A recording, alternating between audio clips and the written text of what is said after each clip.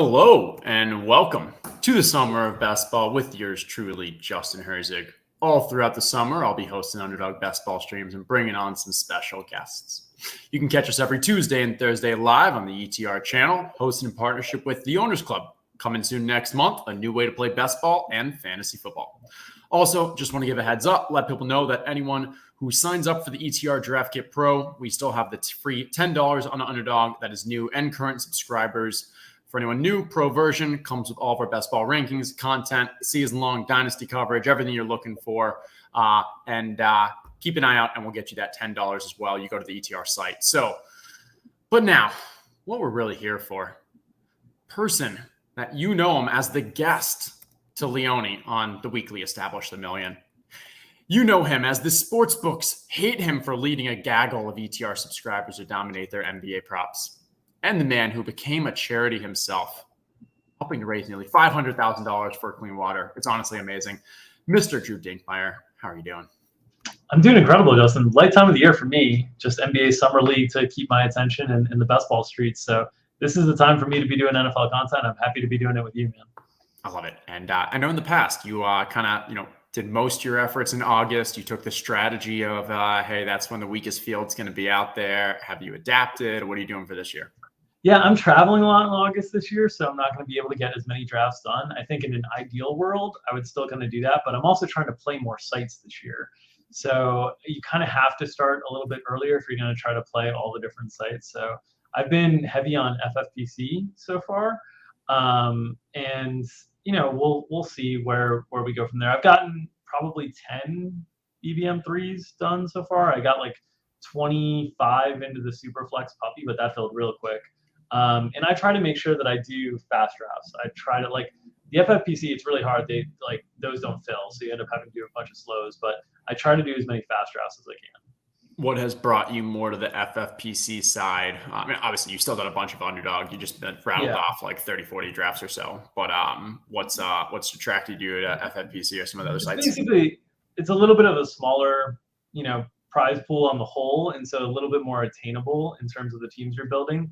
And I was talking through with Leone at the beginning of the best ball season, okay, if you were to allocate funds, like this many dollars across the platforms, where would you start? Where would you go? And he first suggested some of the mid-tier DraftKings contests, but I sat in the lobby all day and stuff didn't fill. So I was just like, all right, well, I'll start doing slow drafts, kind of work my way slowly and get up to speed. Because that's a big thing for me is when you guys are in the throes of really, really digging in on best ball stuff, I'm still in NBA playoff mode. Yeah. So it takes me a little bit of time to kind of acclimate, and the slow drafts on FFPC have been the way to do it for me. Yeah, it makes complete sense. Yeah, I mean, across the board, there's a lot of new sites that have either popped up or at least gained a little more prominence, but none of them have the liquidity. And by liquidity, I mean just how quickly the lobbies are filling as Underdog has. And yeah, I agree. I'm trying to get a little variety, but when time is kind of the essence with a lot of the stuff that I'm doing, knowing that I can jump in an Underdog draft and it'll fill very quickly helps. Yeah. And so on that note, I will start getting us in an Underdog draft. And while I'm doing that, let's go to chat's favorite segment here. 2 truths, 1 lie. What do you got for us today? All right. My 2 truths and 1 lie. I am going to have less than 1% of shares and exposure to Christian Watson this year. Green Bay rookie wide receiver, a lot of target competition there. I will have less than 1%. That is the first truth or lie. The second is I believe a New York quarterback will have the highest advance rate this year in the Underdog Best Ball Mania 3 contest. And the third fact or fiction, truth or lie, is I believe James Conner will score more touchdowns than Alvin Kamara this year. Those are tough. I know when you first told me them, I was like, I think they're all true. But so once more, it is virtually none of Christian Watson believes that a New York QB will have the highest advance rate at QB. Or the third is James Conner will score more TDs than Alvin Kamara. Let's hear it in chat. We've got almost 100 people watching the stream. Let us know which one is the lie. Which one do I went back and forth because I believe the Christian Watson one. I know, assuming that's the truth, I am going to have virtually none of him. A Green Bay wide receiver, Rodgers wide receiver, just doesn't seem like it's going to happen. Between the other two, I think that's tricky. Is this a stance on the suspension? Is this just really being high on both Zach Wilson and Daniel Jones, which I completely get at their value? So I think the lie is the James Conner, but tell us. Which one's the lie? The lie is the James Conner. I think the suspension risk is minimal for Alvin Kamara because I think the legal process is going to take time to play out. I think you're looking more at a 2023 suspension than 2022. And I think James Conner just, has a lot of regression, a lot of different ways. He was very, very effective at scoring touchdowns, but the overall, efficiency wasn't so great. And Benjamin, they've been raving about in camp. So I'm pretty high on Benjamin as late round pick as well. And I think Conner just, I think he runs into some injury issues this year. I hear that. Well, speaking of running backs, top of the board is Derrick Henry. We could go for Dalvin Cook, the minor reach. What are you thinking here? I generally take Cook here, but Henry would be fine. Those would be the two that I'd be between here. But I generally take Cook when I'm in the spot. All right, let's do it. We're taking Cook here. I had I put this on. So when was this? So I was on the cruise for a week, basically had 0 best ball drafts while on that cruise because just no internet. So I get back on land and I'm like, okay, I'm firing up. I'm laying in bed and I'm doing 3 of these at the same time. And all at the same, I got 3 teams that started off with Henry and CD Lamb. Yeah. And that's got that week 17 correlation. It was value on each of the picks. It was a very interesting start to them be doing 3 drafts simultaneously, knowing that's the start. It was fun. It was interesting, but I'm on board with you. I think I have Dalvin as a better pick than Henry, but I pick Henry just to diversify my portfolio. And I kind of do it. So it's weird. I actually will take Henry if he falls a little bit further and him and Cook are on the board because it's a little bit easier to get CD. At the spot that we were drafting there at 7, it's a little bit more likely we could get Aaron Jones, right? So already kind of thinking on how to, maximize potential week 17 correlation in the lineup. And by that same logic, uniqueness, where if I draft Henry at 7, where most people are also drafting him, if I don't get Lamb, I'm then taking someone that others are taking. But if I'm draft Dalvin there, maybe now I'm going to get a little more unique. Or obviously, the further that Henry falls, the more likely I'm to grab someone just for that value and uniqueness aspect. This is extreme Najee Harris hate here. This is usually not the case. What do we have? There he goes. Okay. Yeah. That felt, yeah. And I think that's probably a little ETR bias. People in this are probably in some chat, and we are not the highest on him. We think that there are just, a lot of ways for that offense to look just very different. And I think the same way that Deontay was getting catches last year, and Evan Silva talked about this on one of the recent pods, was the same way that Najee Harris was getting catches. And that offensive line, Big Ben just not being able to have much time or arm strength, did a lot of dinks, a lot of short. Yeah, there you go, dinks. There you go. All right, we are coming back. We're back on the clock. Obviously, we can correlate if we'd like. It's correlation, and it's a pretty good, Aaron Jones feels pretty good here. Starting off with 2 strong running backs. Wouldn't be surprised if Aaron Jones has the best season of his career from a pure volume standpoint, even with A.J. Dillon still getting, a large amount of those carries. I think Aaron Jones is going to be getting a lot more of those high value touches. Yeah. I want to shout out chat though. This isn't a positive shout out chat. So a lot of Watson. A lot of people didn't believe the Watson. So people think that you were going to have at least 1% of Watson. What's your Watson take? Why are you so low? Yeah, well, I think chat making the guess that I generally am not a player takes person. I'm more of kind of a strategy and construction type builder. So the idea that I would probably just fall in line to some ADP, but really, I think he's one of the more overdrafted players at current ADP, just based on the opportunity that's there. And I think that opportunity could go away relatively easily if they sign Will Fuller, Julio Jones, any one of those guys. And I also think, Aaron Rodgers has long had a long history of just not really developing rapport with rookie wide receivers early in their career. It's taken a lot of time. I mean, Amari Rodgers was a guy everybody was excited about last year.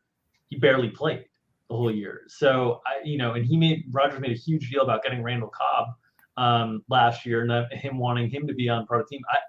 I still think this is going to be an offense that Rodgers leans on guys he trusts, and I think it's going to take a lot of time for Christian Watson, who wasn't even playing at the highest levels of collegiate football, to acclimate himself to the professional level.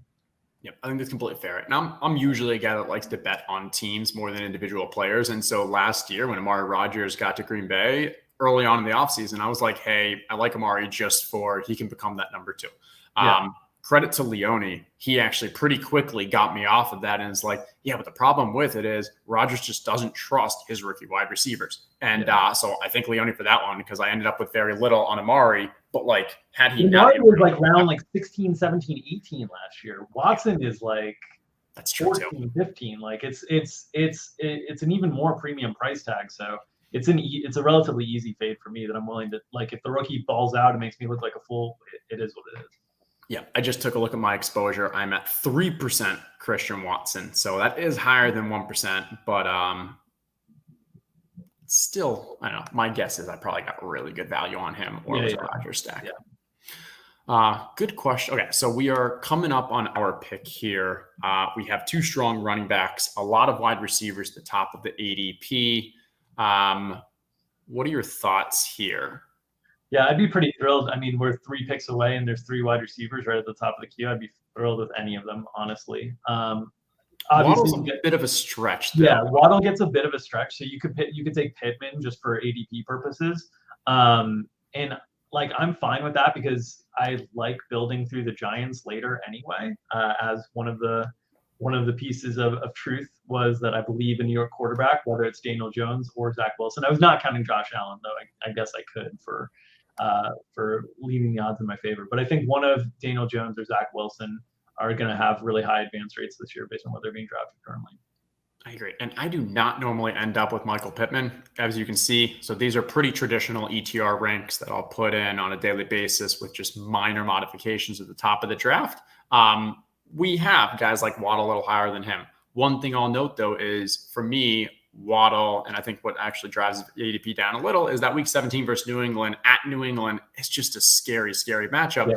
And I do think that's why his ADP. So like when you think of ETR rankings, a lot of it is around like our actual rankings, not taking that week 17. I think that's why Waddle's ADP is where it is and why I'm willing to take one of the reasons why I'm willing to take like Pittman ahead. And I generally in that same spot have been taking like Pittman or Marquise Brown or whoever kind of falls there. And then before the Baker Mayfield trade news, it was Jalen Waddle and DJ Moore, who we were so much higher on than the market. And I could still get one of those 2 guys kind of on the way back. That equation is changing now, obviously, with DJ Moore kind of ratcheting up a little bit. But that's kind of one of the approaches where, again, like using the ranks, but also staying in line in ADP, that's how you try to draft these super teams. Yeah, I agree. I was just looking at my exposure again. DJ Moore is my highest owned wide receiver at 34%. Robbie Anderson's at 31%. And all of those were before the Baker news. Yep. It was purely a bet on they were getting drafted as if they didn't have a quarterback. And we knew there was a legitimate chance that they were going to get a quarterback improvement. And also DJ Moore just never gets the love. And it's crazy that Baker is the best quarterback he will have had. But 1,000 yards and now actually throw some TDs in there. I like it. Yeah. All right. We're still 5 picks away. We see Kamara's at the top of the queue. We got a question here from Harbs. If Kamara had no suspension, where do you guys think he should go? I mean, I think he'd be going around that Barkley, Aaron Jones kind of group, right? I think he'd be going like mid 2. So I think if he had no suspension, like was completely clear free, I think that's probably where he'd go, somewhere mid 2, late 2. So I feel like, especially in these tournaments where week 17 matters so much more than others, week 16 matters so much more than others, like he's not going to be suspended for those games. So, if I can get a round and a half discount on the uncertainty of the suspension and believe that I can hopefully build teams that are good enough on the whole, like I'm doing that. Yeah, I'll give my take in a second, but we are back on the board. We can grab a running back at the top here. We can grab Deontay, who we don't love, but has the ADP. Yeah. I'm pretty indifferent here. So however you want to build through this is good by me. Like all of these guys are pretty similar to me. I think we grab a wide receiver. Yeah. We're pretty strong at running back right now. I don't think we need to cement ourselves with that kind of third Breece Hall, Cam Akers aspect. So we'll grab the Deontay there. So for me, I think I draft Kamara above DeAndre Swift. I think I maybe even take him above Joe Mixon. That's probably like where my close is. And I think I would actually draft him above Joe Mixon just for the upside component. And so that's one of the reasons why I've been very high. And I guess let's see what my ownership is on Kamara right now. He's my 6th highest owned running back. It's tough. It's tough with the early backs. Like your highest owned guys are usually late guys, as it is. But that's like true too. Yeah. my highest owned running backs right now are like Jamal Williams, FFPC. He's going really late. CMC and Kamara. Like those are the guys for me that like you're just getting discounts on their talent, and I'm going to take the shot that they're either healthy or eligible to play the whole season. I can imagine Dalvin's up there for you. He's my T2 as well. Yep. Yeah. Rachaad White pretty high up there for me as well. I'm big on Rachaad White too.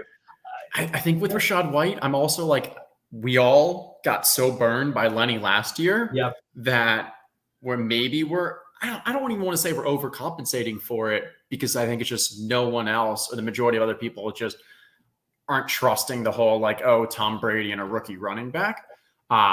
But for me, give me a piece of that offense. Like that one game last year where Lenny didn't play, and then you had, what was it? Was it Vaughn and Rojo? Yeah. Well, Keyshawn Vaughn had a huge game last year, like in the around the both of them put up like 50 points combined or something, 40 points plus. It was insane. It shows you it doesn't matter who that running back is. So that's where Rachaad White could have an actual pass catching role, which is valuable. Or if he actually finds a way through injury or whatever to be the workhorse, that's a league winner. And I don't want to miss that this year. Yeah. I'm with you on that. I'm so heavy on Tampa Bay. I've been heavy on Tampa Bay, Carolina, because both situations I've been buying in at a lot, but I do have like a little bit of concern that age finally like hits Tom Brady when early in the season he's without Godwin, maybe no Gronk. It seems like no Gronk, but maybe no Gronk. Like I'm a little bit concerned. The good news is their offensive line is fantastic. In the division that they play in is pretty soft. So I think the paths are limited, but I've been like mildly concerned because I have a lot of Godwin. I have a lot of Fournette and a lot of Rachaad White. Like I almost leave every draft with some Tampa Bay pieces. All right, I'm going to give a comment on that. My first comment, though, is we are going to get a strong ADP value here. You've got both Akers, Elliott available at the top. You also have Herbert, who's been dropping. I don't have a lot of, but like you're getting 11. Okay, there goes Herbert. Okay, it's Akers, but this ADP, exactly. This is one of those instances where you just take that high value, 43 versus 44 versus 55. And even if you don't like the player, but to be fair, like I'm not a huge fan of Akers, but I love that offense. I've actually been getting more Darrell Henderson because I just want a piece of it at a cheaper price, but I'm taking the ADP value there, and we've got ourselves a pretty solid starting five. Yeah. I'm the same thing for me. Like those guys, whether it's Dobbins, Akers, Montgomery, like if it's late 5, this is a different type of back than the traditional running back dead zone in terms of specifically with Akers and Dobbins, the upside that those offenses can create for running back value. Like I'm in on those. Montgomery's a little bit harder, but the like late round 5, I'm like, whatever. Okay, fine. I agree. And like our traditional dead zone were guys like the profile where people like Elijah Mitchell, where people like Josh Jacobs, where we were drafting them because of the role we expected and just not taking account for the uncertainty aspect. Yeah. And now everyone's wisened up. Those have kind of moved more to that kind of 6, 7, those in that 4th, 5th. And so now the running backs that we do see in that 4th, 5th, they actually have more security with their roles. They just don't have the upside, and that's why they've dropped from the 3rd or whatever to that 4th, 5th. I think Zeke is a great example. We can keep saying that Pollard's going to like take away and Pollard's going to win that job, but like everything we've ever seen is that they're just going to continue to trust Zeke. And no, he maybe doesn't have that upside that we've seen in the past, but we know that he has that security role, and you got to figure out which team you're drafting him for based off like how many running backs and all that stuff. Yeah. All right, saw a couple more questions. So quick one here. So I'm at 32 best ball 3 drafts. Been trying to keep it slow. Want to still have a strong finish, and but that's my 34% of 32, and a lot of it was just early on before that Baker. All of it was early on before that Baker news. Cheers. Tampa. Here's a good question as well. Would you guys rather take the risk on Godwin with unknown games missed or Hopkins around later coming back healthy after 6? I'm not getting too much Godwin. So I'll start because you gave a little of your Tampa take. For me, I think that if we knew that Godwin was going to miss 6 games, if we knew Hopkins was going to miss 6 games, I think it's pretty much like it's pretty. We're on the board. Let's do this first. This would be a Thielen spot for me. Yeah, well, and we got our Minnesota Green Bay. Yeah, I don't see any reason not to. I put a tweet out earlier that I'm higher on Thielen than some of you others, and that's more a bet on his just continued role, end zone role, chemistry with the QB, and that offense just becoming more pass heavy. But yeah, so with the Godwin Hopkins, I actually think they're pretty close. Like, I wouldn't be surprised if they were both healthy, didn't have any suspensions or any issues, that like Godwin would be being drafted ahead of Hopkins right now. So in that sense, like I'm still really bullish on Godwin, especially because I don't expect him to miss 6 games. I'm thinking more in that like 4 or so range. Yeah. I hate that news that came out that like maybe he's going to be ready week 1 because I don't buy it at all. But now it's going to slow down his ADP from falling. Yeah, I have such a decent amount of them that I wouldn't mind if the ADP like bounced back a little bit, so I could just diversify elsewhere. And then because I do think the news is going to come as we get closer that's irrelevant. That's like not. I can't imagine he's actually ready for week 1. I think it's going to be 4 games missed. But to the question, if I knew that they were going to miss the exact same amount of games, would you rather have a healthy Hopkins versus an unknown Godwin? Most people are probably going to say a healthy Hopkins because you just get what you know. But the healthy Hopkins last year wasn't dominant. And they added Marquise Brown. They lost Christian Kirk, obviously, but I think Marquise Brown's a better competitor for targets than Christian Kirk. So I'd rather take Godwin. Like we've seen Godwin be dominant. So and in the passing window is a little bit tighter historically in Tampa than it has been in Arizona and these Cliff Kingsbury offenses. Right. And just look at Tampa today versus last year. I mean, last year, Gronk and Antonio Brown. This year, Russell Gage. Yeah. Maybe Gronk comes back. But like Antonio Brown, despite all of his troubles, was a substantially better ball hog, going to get more targets in that offense than what we I know a lot of people are high on Russell Gage, but Antonio Brown is still better than Russell Gage. Yeah. And then the whole Gronk thing just opens up so much more opportunities for Chris Godwin, while Hopkins, the offseason actually hurt him. So even if you use that little measure, I think that kind of gives a little away. Yeah. All right, we're coming back around. Quick recap. We've got 3 wide receivers, 3 running backs. Feel pretty good. I feel very good about our running backs, pretty strong about our wide receivers. Are we starting to look at QB? This is kind of the end of that. Yeah. That nice tier, I'd say. Yeah, I think I wouldn't be looking at QB at this point. Obviously, we've got a little bit of this Green Bay, Minnesota built out. We've got, Indy and Pitt, which are low-value QB situations to potentially invest in. So I'd be looking at taking a player that I think could give me another stack option with quarterback later. And at ADP, like obviously there's a big Antonio Gibson value here, but I don't think we need running back, and the bye week crossover is not great. It's okay to have like 2 top backs crossing over, but to have 4 that all like collide in 2 bye weeks isn't ideal for me. So if I was going to go running back, which I probably wouldn't here, would be Tony Pollard. But I'd be looking at wide receiver. I'd be looking at either Christian Kirk or Brandon Ayuk. And Ayuk, you could go with potentially Trey Lance in the next round back if he makes it back to you. If not, you can roll the dice. By that logic, because Trey Lance is 79 and Ayuk's 85, should we grab the 79 Trey Lance first because we're happy with it either way, and then hope we get the Ayuk on the comeback? I'd be fine with that. Okay, let's go with that. So we're taking Trey Lance right at ADP, which I don't think is a bad thing. And now we need Ayuk to fall about 4 spots past ADP, 5 spots, which isn't that unrealistic when you accept that we have the stack partner. Yeah. Yeah. You're just fading Kittle and Debo there. But you also have with Trey, 1, you don't need the stack for him to post a big game. And 2, you have the backdoor late round Juwan Jennings if you really wanted to just find a partner. So I don't mind kind of getting in there. All the other like stack situations we've built are late round quarterbacks anyway. The one knock would be theoretically that this probably takes us out of Daniel Jones because of bye week stuff. That would be kind of the one knock, unless we ended up going 3 quarterbacks. But yeah, Trey's tough and underdog, man. Late 7, like you're not getting much of any discount on the idea that he wouldn't start all 16 games. I mean, that right there was a good question. Why is Trey Lance being taken so early? Nuclear upside. It's just that's it. It's just nuclear rushing upside. It's just a different fantasy football landscape. I mean, we're talking like, obviously we've seen the upside case hit with Lamar Jackson. So when we say Lamar Jackson, it's unfair to Trey Lance to say you're going to be Lamar Jackson, but that is in the range of outcomes with how much he's willing to run and how efficient that offense can be.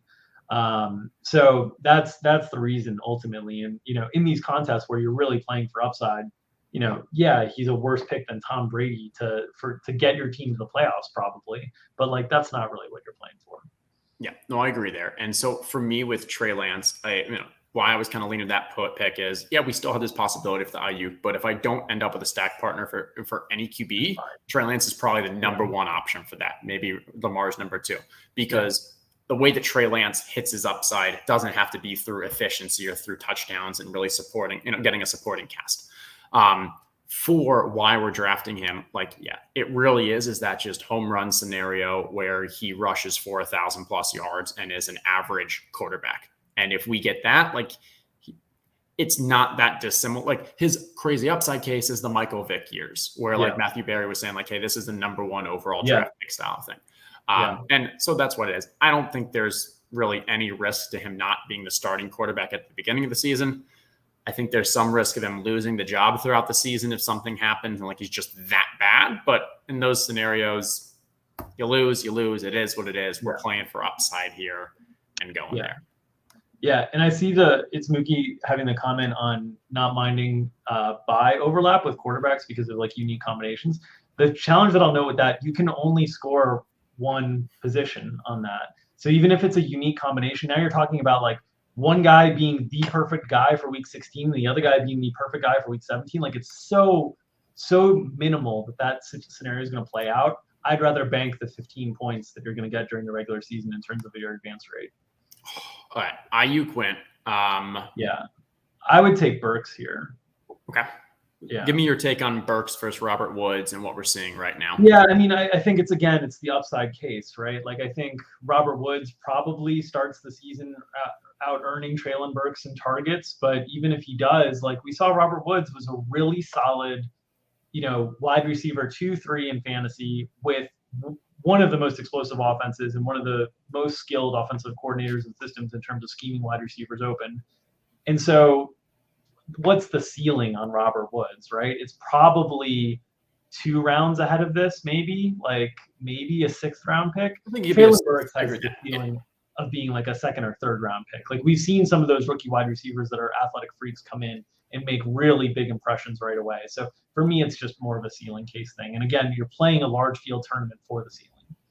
Yeah, completely agree. And yeah, so to Mookie's point, I actually love doing what you're saying with tight ends, but not QBs. Yeah. Because QBs, the points, especially even if you draft a 16th round QB, you're still getting that projected 15 points in the bye week and potential others. For tight end, if you're comparing whether I draft another 16th round, 7th round tight end, well, they're likely not going to score that many points. And now you're missing out on a difference of 4-6 points. And if you hit the 2 upside case in the playoffs, you get both of them, as Dink was saying. Both scores can count. That's the big thing. Exactly. The fact that both scores can count is the differentiator for me. Yeah, completely agree. And let me I'm going to stop real quick because I just found this a little interesting for what we've been doing. But we're going to do a quick share on my tweet from earlier this morning. Players too many of you hate that I love. Well, we've got Thielen, we've got Trey Lance, we talked about Kamara. Yeah. If people are trying to snipe us, we still got a couple more that are on the board coming up. Yeah, Garrett Wilson's really interesting because I have a ton of Corey Davis just because I'm getting him round 16, 17 in FFPC stuff. I think he's my highest. Him and Robbie Anderson are my highest exposure players on the whole. But man, like this is why I think the Jets offense, like we'll see. Obviously, Zach Wilson's been in the news this week, and now supposedly people are changing their fantasy expectations for him. But like there are so many weapons there with Wilson, Moore, and Corey Davis that were all in terms of draft capital. I mean, Elijah Moore went second round, but like could have been a first rounder. All like first round type caliber wide receivers, and so if Zach Wilson can just be decent, the ceiling is really, really strong there. Yeah, I agree. And so Josh Norris gave a pretty good take on the Garrett Wilson situation. He believes that Robert Wood just was hoping for the stack there. He believes that Garrett Wilson will be running in 2 sets with Corey Davis, and Elijah Moore will play the slot in that 3 wide receiver set. So, all right, we're in an interesting place. I wouldn't hate getting a running back if there's one we love here. Yeah. Wide receivers are decent, but there's a little bit of a drop off. I don't feel good about tight end. This is a tough spot. What about Kirk Cousins? It's a little bit of a reach, but we've got the Dalvin and the Thielen. Fine by me. That level of consistency in a Kirk Cousins to pair with a Trey Lance. Yeah, that's the other fact. Yeah, that's the other factor is you knock out quarterback, you build the stack, and you also get somebody who's pretty stable, pretty low ceiling, but really high floor, especially with all the talks about that offense kind of opening up from a passing angle. I think that if you're pairing Lance, like pairing Lance with like Daniel Jones or Zach Wilson or those guys, like it's Ricky Bobby season, your first or your last, baby. But getting someone like a Kirk Cousins to pair, or like even for me, like a Tua or like somebody like that I think Tua is going to be fairly stable as long as he's healthy this year because the offense, the skill positions around him are so good. Those are like good combinations that I like. Yeah, I think it's fair. And so one note is, we drafted him 103. His ADP was 113. I usually don't like reaching on ADP, but the difference is as we get later in drafts, you got to think about, okay, well, who were the other players I was going to choose? And when I'm looking at who was the top of my queue and who I was considering, well, those guys, someone's going to be there. Exactly. And there's really not that much of a difference. Yeah. But for me missing out on getting that stack partner, it's a lot more substantial. Yeah. I'm with you there. All right, Corey Davis, also my host and wide receiver on Underdog. He's definitely high up on me. I know ETR, we love him. And yes, that's what I was saying what Josh Norris was saying is he expects that for New York, you're going to have Garrett Wilson and Corey Davis in the outside playing in 2 wide receiver sets. And it's funny that like, hey, the slot guy, and slot's important, extremely important, but again, not on the field as much, is Elijah Moore, who's being drafted substantially higher than everyone else. And I'm not against Elijah Moore's draft position. I'm just against how late the other ones are going. Same. And I'm a huge believer in Elijah Moore. I'd love to have more exposure than I do there. It's just he's in a tough range with other guys that I think have less competition in somewhat similar upside profiles. Yeah, I think that's fair. Okay, we are going to be pick 114. On my eyes, I have an Irv, but that may be a little reach. That may be our only chance to get him if we did want to.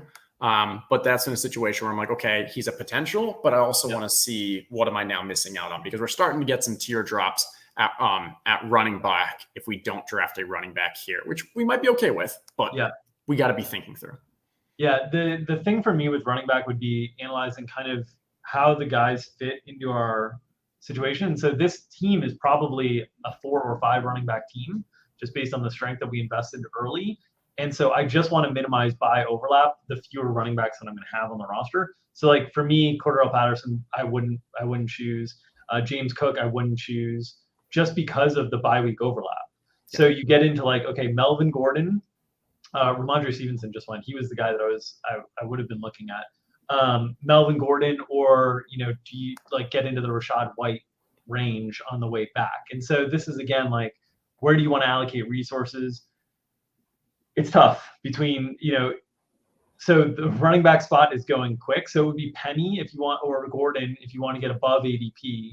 And I'd be fine with either of those guys. The one knock on Gordon is just we're going to have nothing from this Denver-Kansas City game anyway. So we're like kind of going into it a little naked, but I'd be between Gordon and Penny here probably. Okay, I like it. I've got Gordon. Time's running out, so I think we're going to go with him. I think for a 4 running back build, Gordon's better than Penny. because there's a situation where Penny's just not going to be playing, and now we're down to 3 running backs, and especially like by week 7, like that's going to really hurt us. Someone like Gordon, assuming all health, he's always going to have some kind of a role. And so my 4th running back on any type of only 4 running back team, I want that to be a guy who's going to put up points. Because here, an example is if it's Alexander Madison as our, we have Dalvin. But in general, if you draft Alexander Madison as your 4th running back, you're hoping that Dalvin gets hurt and he has a huge year. But the thing is, if you're doing a 4 running back team, Madison having a huge year, he still may not be that beneficial to you because you've already got 2 or 3 stud running backs. So, but if he doesn't become there, now his zeros are actually going to hurt you. And that's where it goes back to, it isn't just drafting for value. It isn't just drafting for numbers and position roster construction, but it's about drafting which players fit for the build that I'm going for. And that's exactly what Dink was alluding to with the bye week aspects, but also the types of player. Yeah. And we talked about that type of production at the quarterback spot too, when you're pairing Trey Lance. So it's the same type of concept there at running back. Okay. So we are done with. It's going to be wide receiver time now. We're done with QB. We're done with running back. It is so it's clearly either wide receiver or tight end. We're going to be a 3 tight end build. Theoretically, you could maybe even consider a really late 4 tight end build. But this is where we start seeing a real teardrop at wide receiver. In my opinion, I think we're leaning towards Christian Watson. Am I correct? I mean, it does fit this build, which is terrifying. But I would honestly, I would let it roll longer before I took Christian Watson personally. Even with it fitting the build, like I'm much UDP value fitting the build on Dale Moore. But yeah, this is where player analysis kind of gets in the way of structural building. It's too funny. And obviously, there's a level of bias for the people that are in this room or listening to the stream and no one's drafting. And there's actually side bets going on right now in Discord for how long can they wait until we are pressured to actually take his first share of Christian Watson? So then they're all so then the Christian Watson is the lie, and everyone who put lie to begin with. Exactly. All of these Watson lie. These are the people in the draft that are letting us fall. Justin, you do what you need to do. It's your dollars. I'm just not going to watch, but you do what you need to do, Justin. Let the record show that this does not count for his ownership. This is on my account. This is on my ownership.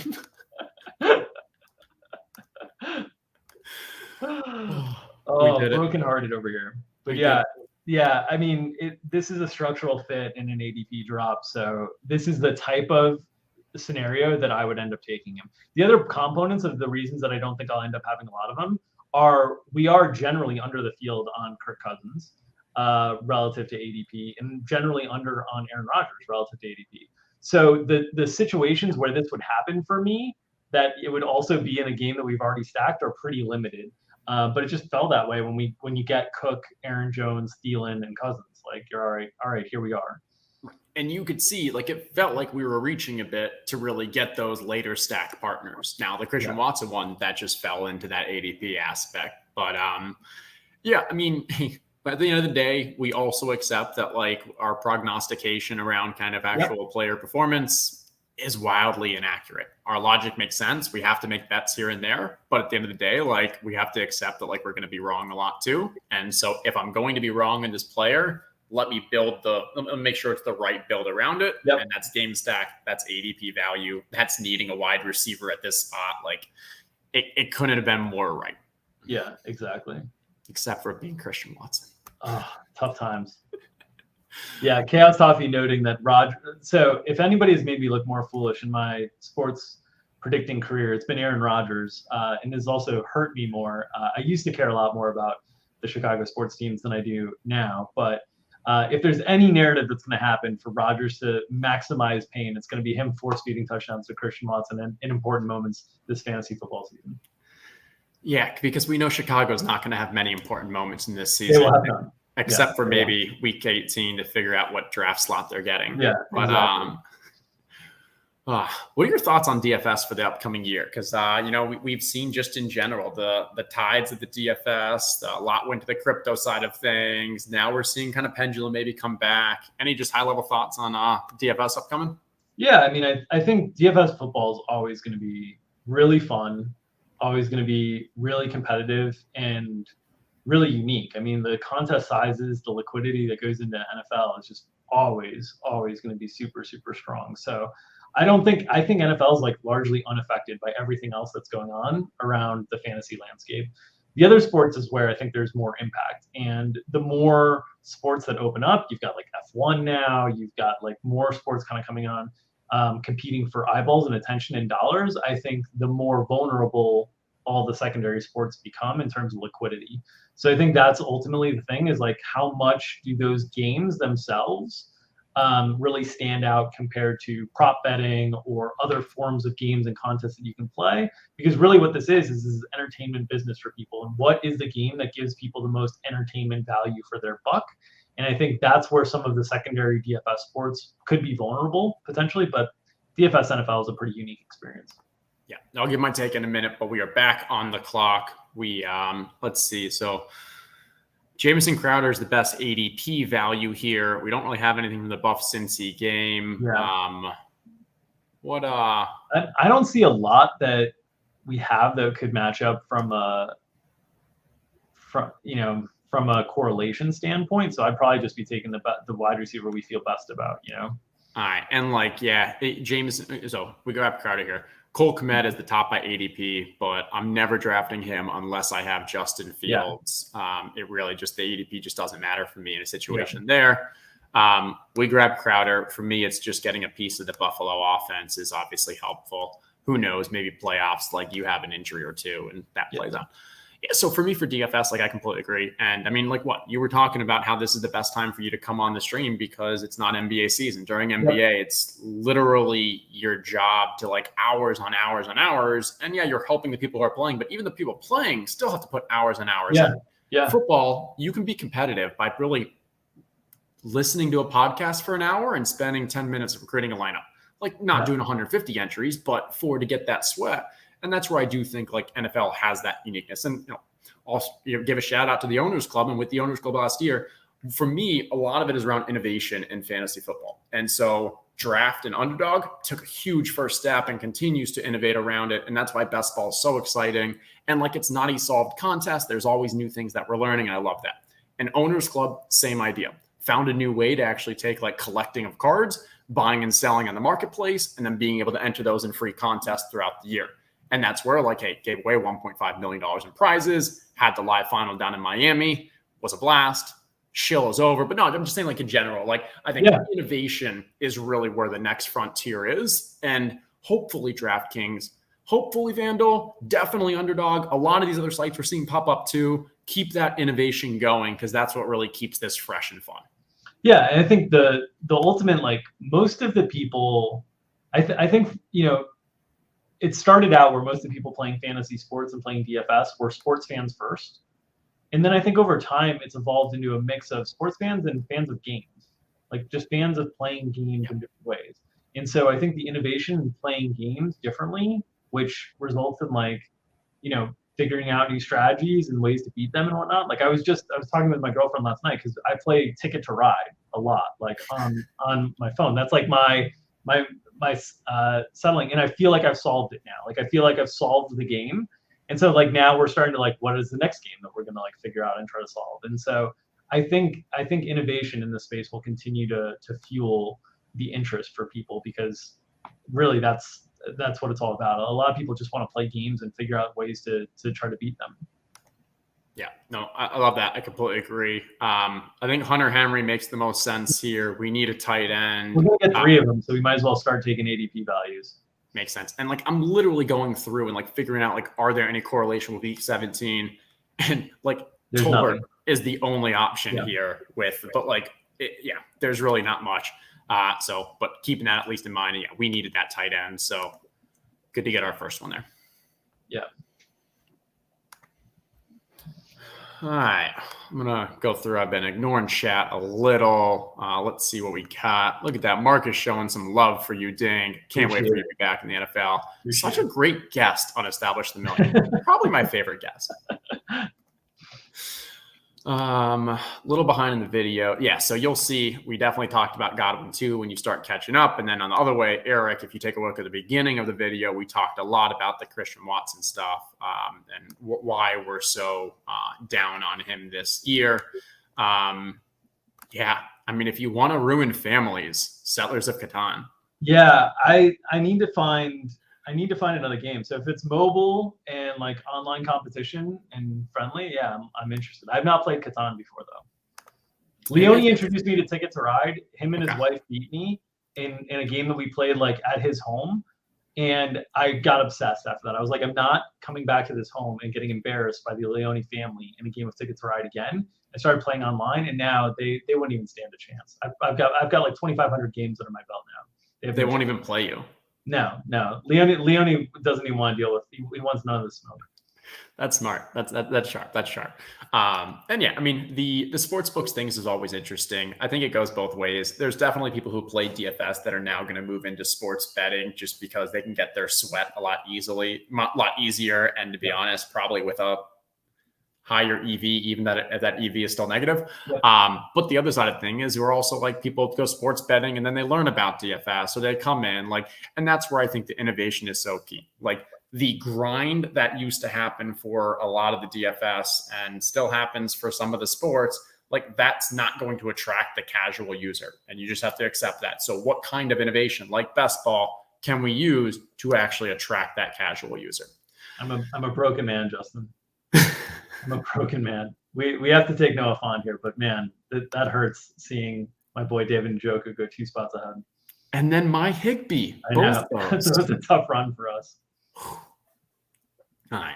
The thing is, I really do like a lot of these late tight ends. And I know we say that all the time. And it's not that I think that like these tight ends have a chance at ever being like a top 3 tight end, but I think that a lot of these tight ends have a chance at being a top 8 tight end. And the difference between like, that where they're drafted now and like tight end 4 or 5 just ends up not being that many points. And that's why, especially on Underdog where it's touchdown focused, I'm willing, if I don't get an elite guy, just to wait and end up with 3 of them. Yeah, and I like Noah Font a lot too. I mean, people are worried about quarterback play in Seattle. It's the same quarterback he's been playing with. Like he's been able to be productive with bad quarterback play throughout. So I still like Noah Font, but the ceiling is hard to get to the way top with him compared to like Higbee could run into like an 11 touchdown season just because of the Rams offense. Like Njoku is an athletic freak that has very limited target competition on a team that I get it. They've been run heavy in the past, but I think if it depends on what they either have the quarterback upgrade that could increase the efficiency, or they could be playing from behind a lot with the quarterback downgrade and increase volume. So I think there's a couple different outs for Njoku I'm very high on this year. Yep, I think that makes sense. Yeah, Coop out here giving you some. I mean, imagine if best ball was all year round, like 2,500 games. Imagine how many best ball contests that could be. And then you got Brian the Shill Schultz. Shillin says there's an app. You should download all the expansion packs. We've got a game. Brian Schultz, Settlers of Catan salesman. Love it. We got the gaming community here, and sports is just the byproduct.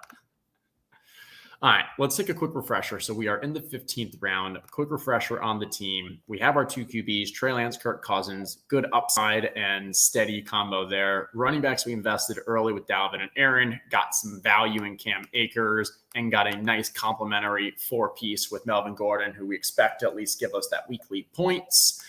Wide receivers, not the best, but also not the worst. We, invested at least 2 of our first, I think 6 picks here with Pittman 2 of the first 5 picks with Pittman and Deontay. Keeping it going here. A lot of stack partners, especially for that Minnesota Green Bay game. Most likely this is looking like a 2-4. Yeah. 9-3. Yeah, 2-4-9-3. And I normally don't love drafting 9. I mean, that's where maybe there's even a possibility we could get a late running back if we like to make it a 2-5-8-3. Yeah. It's kind of like a 2-4-8-3 and then round 18, make a decision. Yeah. As I said as well, this is one of those examples where I could go 4 tight end. And we could talk about that in a minute. But so Pickens, high ADP. I would be we have taking Deontay Pickens here. I would be taking Pickens here for sure. Yeah. So for me with Pickens, it's any rookie wide receiver. You just have a wider range of outcomes for what we could see from that player. David Bell, a similar example, but with, I guess if you're bullish on you could still get him later on. So I won't jump in too much there. But yeah, the other thing I note is like our wide receiver core. I feel like Thielen, whenever he's healthy, is going to be a pretty good floor. Deontay's a pretty good floor play. Michael Pittman's going to have a pretty good floor as a clear alpha in Indy.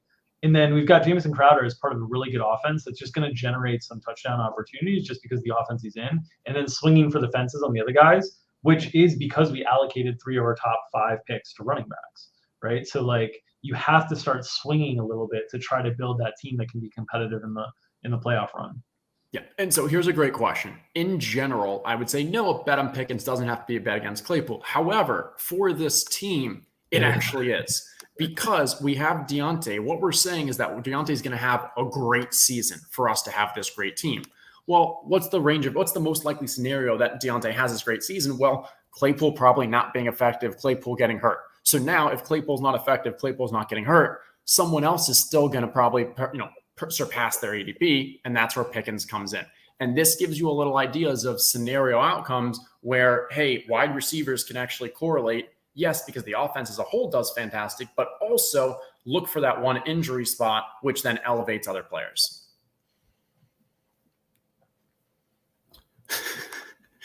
If you want another game, you can try fantasy football. Yeah, I'll give it a whirl. We'll see. We'll see if it can. I'm not sure. I'm not sure if it'll work out for me, but we'll give it a try. Have you? Are you in this SFB12? Yeah, I'm in the Scotch Fish Bowl. I think I made a pick this morning. I made my 3rd round pick this morning. So I started Lamar, Andrews stack, and then Devontae Adams in round 3 from the 1.09. So Lamar fell to 1.09, which was incredible. I was talking to Leone, he was considering Lamar at 1.02, and I think Mahomes is the play, but I don't think that was a horrible scenario. Then you've got Eric Bimfor, who got Kyler at the 1.09, and then Lamar at the 2.03. Yeah, that's outrageous. How much is I could have taken Russ at 203, but I went with the stack with Andrews. But that was the option too. My draft, I was hoping that CMC would fall because in all these drafts I've seen CMC fall this year. This spot I'm pretty indifferent on. Probably the 3rd tight end here though, just based on ADP stuff. Hooper or Brait? What are your thoughts? I'd go Brait. Just we don't have a piece of the Tampa Bay offense, so. We got to leave the draft with a piece of the Tampa offense. Yeah. All right. I'm good with that as well. I do like Hooper. We have the Traylon Burks, so it wouldn't have been a horrible kind of making a mini bet. It also would have been bye week diversification as well with Hooper there. But yeah, I think the upside on Brait's a little bit higher just because of the quality of the offense. Oh, I think it's substantially higher. Yeah. But I think Hooper's just more likely to have a better season. For sure. But yeah, and so here, the interesting argument here with the tight ends aspect, because last year, if you look at the data, 4 tight ends was actually a really legitimate strategy and it had high advance rates. Now, we don't want to just then start drafting 4 tight ends because we think that's a good idea, but you look into, okay, why did those 4 tight end teams do well? And a lot of it is because you just have more dart throws on these guys that really way exceeded expectations at the end of the draft. It was Dalton Schultz. It was Dawson Knox. It was Rob Gronkowski. And so then the next thing is we look at those teams and we figure out, okay, the players in the teams, what is the archetype that has the ability to exceed its ADP? Dawson Knox, Buffalo. Dalton Schultz, Dallas. Tampa with Gronk. These are tight ends that are on highly, highly explosive teams. And that's my argument for not wanting to go Hooper in that scenario, where I'd rather go with the Hayden Hurst on Cincinnati. I'd rather go with the Cameron Brate on Tampa. It feels gross. He catches the ball and falls, but the offense is what can drive them forward. And that's also understanding the difference in scoring too, right? Like a half PPR versus a full PPR. The consistency of someone like Austin Hooper, who might catch 3 to 4 balls a game, those points might matter in a full PPR, but they're really only going to move the needle if touchdowns are coming in half PPR. You're not going to have weeks that your scores are moving the needle. They might get used because you just might not have much tight end production, but they're not going to move the needle without touchdowns in half PPR. I agree there. Okay. We are at the 2-4-7-3. We know we're going to grab at least one more wide receiver, possibly two. I know you mentioned Jawan Jennings early on. I mean, legitimate chance he's the number 3 wide receiver. I mean, earlier in the season. Wide receiver and like maybe the number 2 red zone target, because he did kind of find that role late, but that's the most optimistic view of Jawan Jennings. Yeah. The guy that I'd be looking at with this next pick would be James Washington, to correlate a little bit with Treylon Burks, and he's at the top of the board. I have a lot of James Washington. I have a lot of Zay Jones. Like, this range is stuff that I'm falling into a lot at the end of drafts. I think that makes sense. Looking elsewhere, Randall Cobb could be someone we consider a little later as well.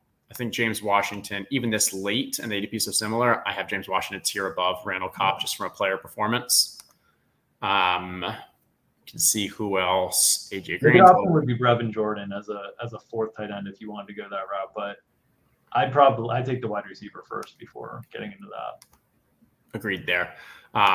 What are your thoughts on? All right, so Tannehill actually just went before, but like, what do you? Okay, there he is, right there. What are your thoughts on, like, you look at this team and you're like, no, we were set on QB, but now it's the 17th, 18th round, and there's like a legitimate QB. Do you start considering taking it? I think it's tough with the amount of dollars we invested in QB.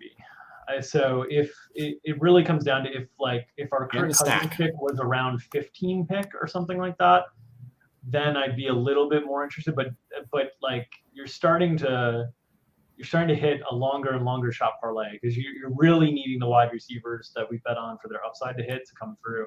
So I would probably be less inclined to do so. But I don't know. What's your thoughts on it? Yeah, I mean, Eric was asking a very similar question here, and he was noting that Hayden Winks has done some research that shows the value of that third QB. 2 things I would note, though, with that analysis is, one is, I mean, that's great for advanced rates in the regular season, but when we think of the playoffs, you still can only use one of them. So you're going into the playoffs accepting that, like, hey, your 3 of these spots can only be used for this one, so that hurts a little.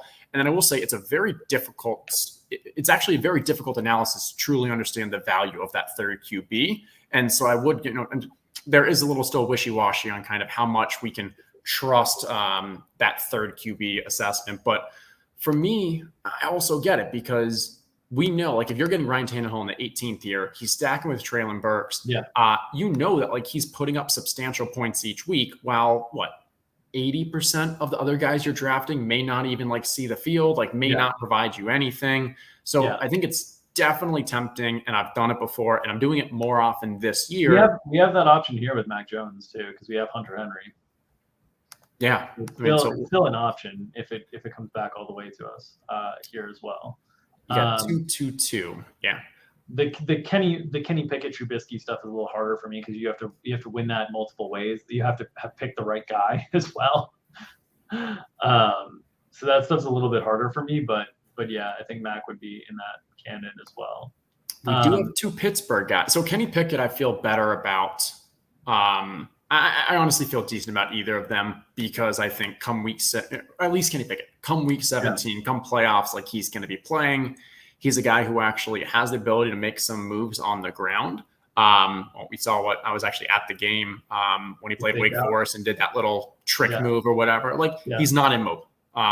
So you have that little upside. We do have 2 Pittsburgh guys. Mac Jones and Kenny Pickett. I mean, but then Mac Jones is just so much more. Like, if we were going to take a quarterback, I'd take Mac. What's the running back situation? Who's available there? Brian Robinson. Not a lot of great bye week Foreman diversity either here. So I'd probably keep this to a 4 running back team. Viable. I think Mac Jones is just value for that 18th pick. I think that works. We get that stack. Yeah, I mean, 40 spots after ADP. Yeah, that also, for a team that has, like, a lot of high-end upside to it, getting some help on the advance rate side with the extra quarterback score is probably useful. Yeah, I think that makes sense. It does surprise me how much we're seeing some of these QBs fall in the 17th, 18th round. And I mean, just in general, you see QBs falling, like the Ryan Tannehill being drafted at 180, 190, with your guy who can literally put up 2 rushing touchdowns in a game. If Henry gets hurt, like there's just so much opportunity there. I don't know. So I've just found myself that I still want to grab like an elite or at least a top end QB if I can, but I'm also okay with waiting a little later to get that second one sometimes. Yeah. Seth asked if you'd consider Gronk in the 18th as your biggest upside chance. I normally would, but we took Brady. That's kind of how I feel about that. But I normally would. Like Gronk is oftentimes a third tight end choice for me. Yep, I completely agree with that. I'll still be drafting a little Gronk this year. I'm actually doing a lot more on like DK where there's 20 rounds because the value of a draft slot in Underdog is it just hurts your team too much. A lot more if you have a 0. While on the DK side of things, you draft that in the 19th, 20th, and he gives you a 0, whatever. Yeah, same thing with FFPC. The 20 round drafts make a big difference. I like that. All right. Well, we will take a look. We're gonna, we've been talking about our team a lot this time. So rather than doing a deep dive on ours, let's take a look at someone else. Put in chat which pick were you, and we'll take a look and review your team.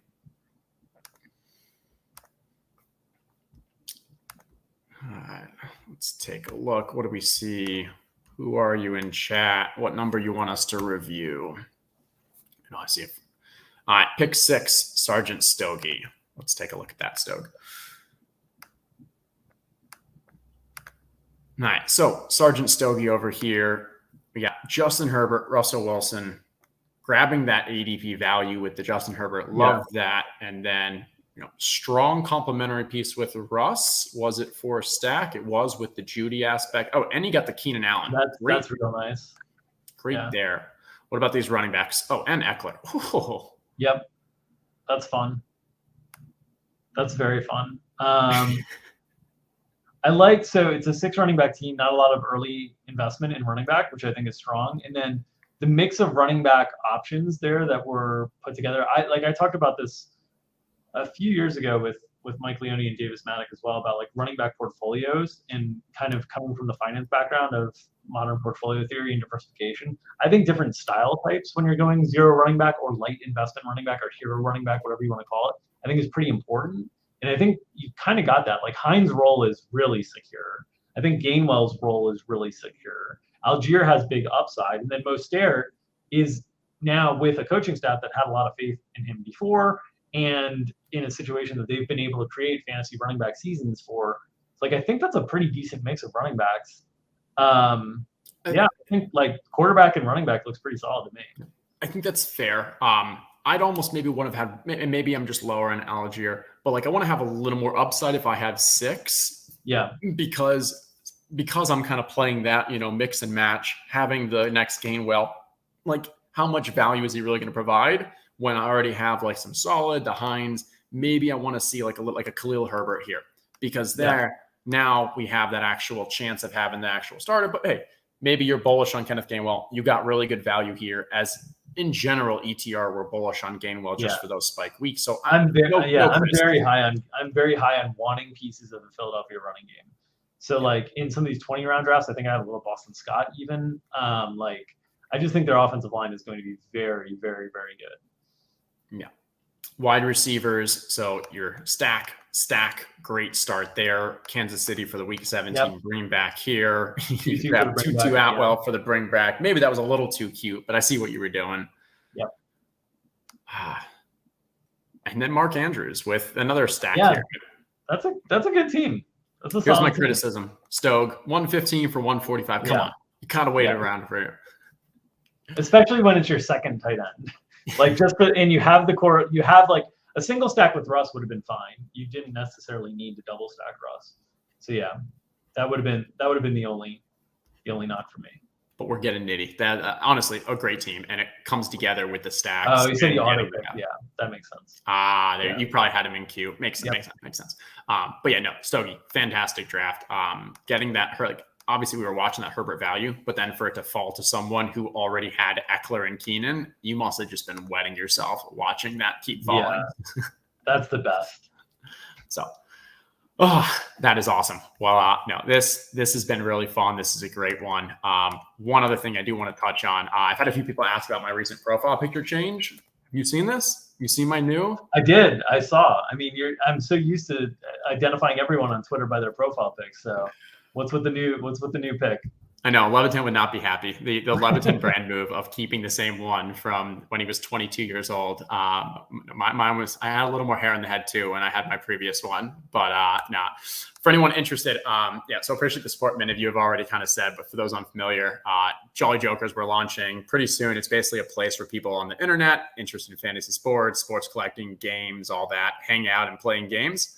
And then we have a best ball channel there. I'm often kind of like, just giving feedback, reading people's drafts, all of that. So if you want to come hang, please do. There's currently a fun scavenger hunt going on for NFL tickets and best ball packs and all that stuff too. So lots of fun. I'll put the link in Discord chat here, or you can find it in my bio, or feel free to shoot me a DM. But this is fun. Thank you very much for joining us. I think we put together a pretty good draft. I think it was solid. Not a home run draft. I think these stream drafts are always going to be tough to be home run drafts because you're generally competing against like-minded folks. But pretty solid draft. I feel pretty good about our chances of advancing out, and then we just got to hope Green Bay and Minnesota shoot out. I like that. Yeah. Definitely go looking for that week 17. Well, thank you. Thanks for everyone in chat. And next, I will see you all Thursday for another special guest. So see you all and have a great rest.